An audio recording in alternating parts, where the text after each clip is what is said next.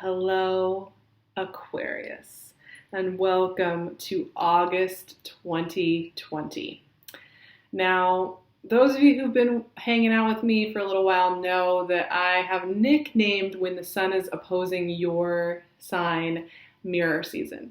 And Leo being your opposing sign, this is a beautiful time in the year to recalibrate, to kind of see, who you are, what you're doing in the world from a different perspective, to have things be illuminated for you and to help you keep growing. It's a halfway point. We're on the other side of the sky here with the sun during Leo season for you. So it's a really great check-in point from when we were in Aquarius season just 6 months ago. And wow, things have changed, haven't they? It's been quite the journey between Aquarius and Leo season in 2020. I would say we can all agree on that. And one of the first things, before we get into the cards and the planets, one of the first things I want to just mention here, and it just came up when I was sitting thinking about you all, something to just keep in mind in this check-in point here. When 2021 rolls around, we're preparing for a lot of powerful energy in your sign. Aquarius, you all are going to be involved in some of this bigger collective energy stuff going on because you're going to have both Saturn and Jupiter working through your sign next year. And then, of course, Saturn will keep being in Aquarius for a little while, 2023, I believe. So there is some preparation going on here. Now, we had a taste of Saturn in your sign just from March until July. And we all saw that it started to calibrate and catalyze a lot of change. And we're going to keep seeing that. So I feel like this is a really powerful Leo season to just check in with yourself and to kind of get even in tune with next year. And I like to be in the present moment. That's important. I think we all need to, we can get carried away with, well, next year it'll be the year that I do whatever. However, it's just one of those months where there's some prescient energy and there's some clarifying energy.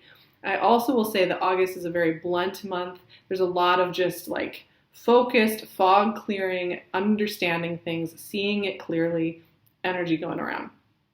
Fixed fire of Leo is very good at helping us see the honest truth and power of something, right? So this month starts off right away. Let's start shuffling here with a full moon in your sign on August 3rd. I love the Aquarius full moon every year. It is such a great truth bringer. Speaking of truth bringing, such a wonderful place to just see from new vantage points and also be honest about the fact that there are always new ways to solve problems. I think sometimes we get into our heads on the micro and macro. It's like, well, there's no way that can get fixed. And it's like, well, what about this? And what about this? I feel like this moon is just so inventive. Now for you, Magician, yes, I love that. Now for you, full moon in your sign is a great place once again to check in, to connect with who you truly are. This is your full moon. We have one every year. This is it. To kind of illuminate your internal workings, where you are on your soul journey, where you are as a being, energetic being, curious, creative being. Who are you and where are you? And what new horizons are opening up when you start to connect into 2021? And when we come back 6 months from now to your sign, it's a very prescient time, I think specifically for Aquarians. Actually, that message has not been coming across for a lot of most other signs. I think you're the one. Prescient is the word. So that full moon is going to be amazing for that. And all of Leo season with the Mercury and Sun moving through the sign of Leo, you're going to be getting these waves of understanding, these waves of connection, these waves of understanding what's been going on the last 6 months and how that's going to connect the next 6 months. There are a couple other really important things happening in the sky. It's nothing like eclipse season or Venus retrograde. However, Page of Swords, I love that. Ooh, you guys are getting these clarifiers. Yes. Big clarity here. I love that for Aquarius. One is that we are preparing for Mars retrograde this month. Mars is starting to slow down this month, getting into pre-shadow phase. He will be retrograding in Aries. So third house, how you communicate, This throat chakra is getting some healing when it comes to how you want to share your voice with the world. We won't get quite into the depths of that this month because that will start next month, but just aware, Mars is slowing down. And we'll be getting closer to the sun than Earth is in its rotation, which is kind of wild to think about. We always think about the planetary system just moving around in this nice, tidy orbital circle all together, right? When we get taught it when we're 9 or whatever. But planets, have really interesting orbits that are elliptical, and we're moving all around, far, far apart from each other. So anyway, that's a rant that we should get into when it's actually Mars retrograde. We can talk about some of the symbolism there. I will be going really deep into that on Patreon, by the way. We're gonna go in there with Mars, because I think we all need a moment to work with masculine energy and figure out what it is that's working there. 3 of Swords. It's interesting, actually. It's really interesting to see that there. Knight of Pentacles. The cautious part of Aquarian showing up. So yeah. And 9 of Swords. Okay, all right. Here's the deal. Leo season this year and August in general is a clarifying month. And with that, it comes, there's this sense of knowing what's serving and what's not serving anymore. And one of the words that came up for Aquarians as well was alchemize. This is a month of just honesty around this. Now, I'll admit, that I'm sure many of you are seeing this 3 of Swords and 9 of Swords, and you're like, oh, come on, man, really? I don't need more of that in my life. But we're going to talk through this because they're interesting in their context. Or 8 of Swords, actually, I'm sorry, that's the 8 of Swords. Oh my gosh. The context that these swords are coming in is really interesting for me because they are surrounded by what I would consider to be very empowering, clarifying, nurturing, strong energies that are about consistent forward progress, right? They're not about getting stuck in the past at all. So it's really interesting to me to see this. And as usual, Aquarians, you guys are very mysterious. Your process, sometimes it's got a couple layers to it. There's one layer we can talk about. There's another layer that sometimes gets kind of sidelined or put in the corner. And so we're going to parse this out here. Whenever the Magician comes in, you're getting some electricity. You're getting a little spark of something that is changing the game. Now, this is great, if you're just feeling empowered to really ask for what you want, to really start to focus in on that and to let that electrical current run through you. This is very supportive energy for that. Magician always likes to give us surprising new pathways, right? Speaking of that full moon in Aquarius, Magician often opens the door that maybe we've been asking about for a long time. But he often opens it in his way, right? He opens it in the way that water finds the fastest way downhill. He opens it in the way that we didn't come up with in our storytelling mind. And, often it is the way that's best for us, right? But we don't always know that. We're like, what is this? Oh, it came in this package. Okay, well, I guess this is where I'm going. So you've got, and same with Knight of Swords. Knight of Swords, or Page of Swords, sorry. Page of Swords comes in and just slices through, right? So you may be finding, maybe you're having clarifying conversations. Maybe you're having a breath of fresh air come in and give you an opportunity.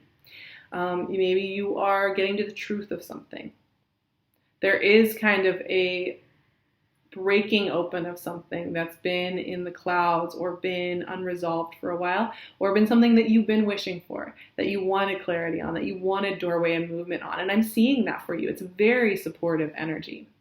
And the deal with whenever we are growing, calibrating, alchemizing, shifting, getting honest, all of those things, any of those things, is that we often also have to recognize what we're leaving behind and what we're saying yes to, even in the most positive places in our lives, getting into a committed relationship that's beautiful and so good for you, getting the job you want. Often we have to also recognize, like in getting into this relationship, I can no longer just sit at home and do things the way that I was doing them when I was alone and I could do them my way. Or, this job, I have to move. And I'm not going to just get to hang out with my friends the way that I used to, right? And that's where Three of Swords comes in. Because, I often think about this card. This is, 3 is a number of creativity. And, Three of Swords is so much about pain and heartache and where our heart hurts. It's also a reminder to pay attention to what hurts. What, every time you come back to it, hurts, right?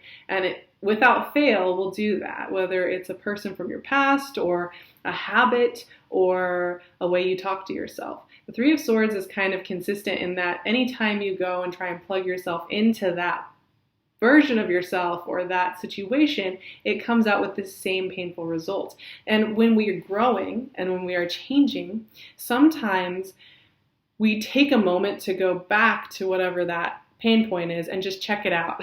And often, and I'm kind of seeing this here with this energy, we go check it out, we go like try it, touch it with the tip of our finger, we get zapped, we remember, oh yeah, that's something that doesn't serve me, it doesn't feel good, it doesn't fit who I am, it feels painful to try and constrict myself back into that box, it feels painful to like put this dagger in there. Oh yeah, okay, well I don't have to do that anymore.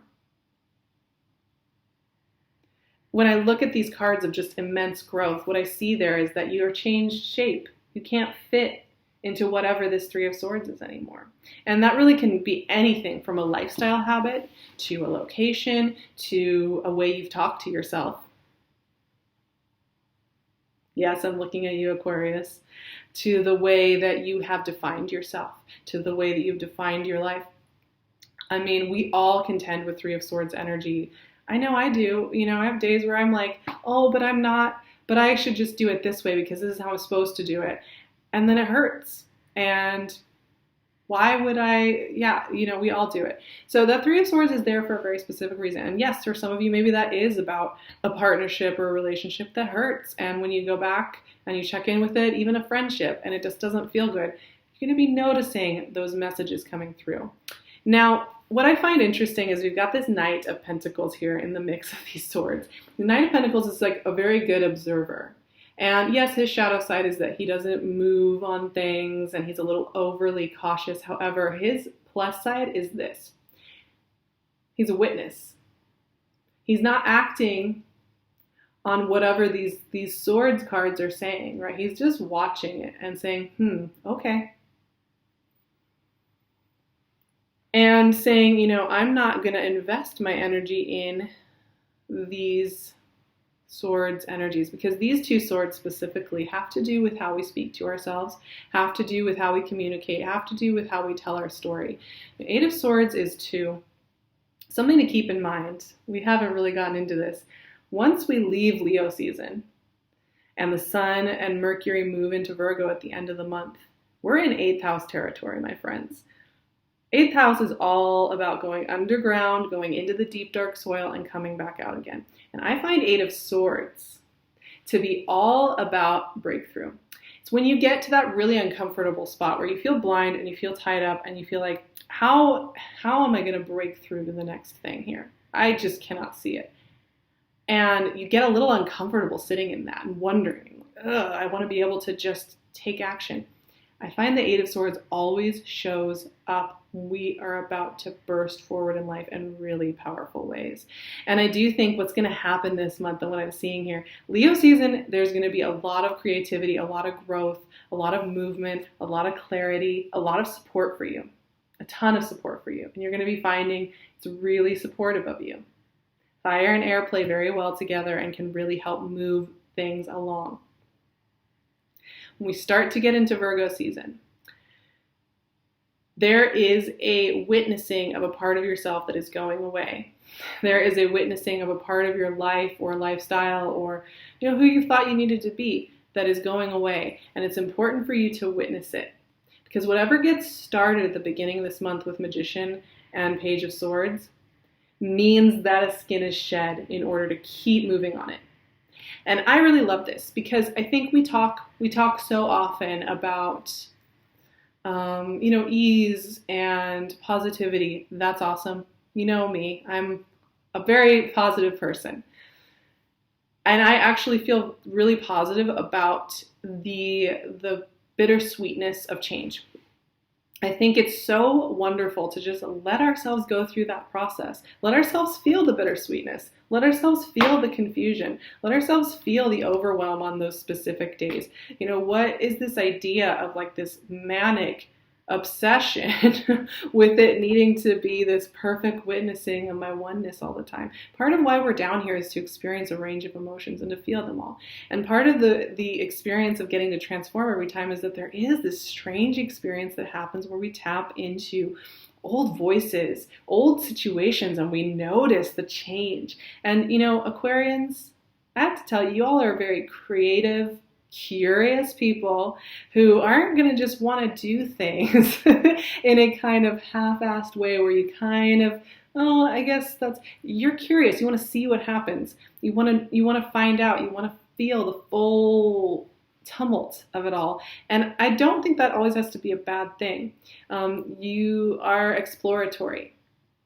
And this month is that. And I think too, when I mentioned next year and Jupiter and Saturn working through your sign together, and anybody born around 80-81, we're born around 80-81, this is a really big thing because we have the grand conjunction of Jupiter-Saturn end of this year into early next year. And I know a lot of 80-81 people, it's a revisiting of the Jupiter-Saturn conjunction, which many of you will have in your chart, not in Aquarius, but this time around in Aquarius. Anyway, I'm all over the place with you guys today. My point being this, whatever's changing for you this month, I think there's also this preparation of knowing that 2021 is going to be big. And that you are going to be doing things differently and experiencing things differently. And it's okay to acknowledge like, oh yeah, that's all going to be happening. And to just start that process of opening up to the process of release, right? It doesn't have to be all done in August. But there is an acknowledgement going on, I think. Like I said, we're going to be doing so much more deep work with Mars in Aries. We're going to be doing work with these last months of Saturn and Capricorn because boy, do we need that over on my Patreon. We do weekly check-ins. We do special transit discussions. I am going to be doing some extra materials for Mars for sure. So if you want extra support, I'd love to see you over on my Patreon. You can also find me on my website, sarahverba.com, or at Instagram at sarahverba. And as always, I'm wearing the lovely PinkLune's gorgeous jewelry. You can find her gorgeous stuff on her Etsy shop. I'll leave her link below as well. I love you, Aquarians. I really do. You have helped me and changed my life in so many beautiful ways. And I want you to know that going into mirror season and this beautiful time of Leo energy and Virgo energy. Have a blessed August, my friends, and I will talk to you very soon.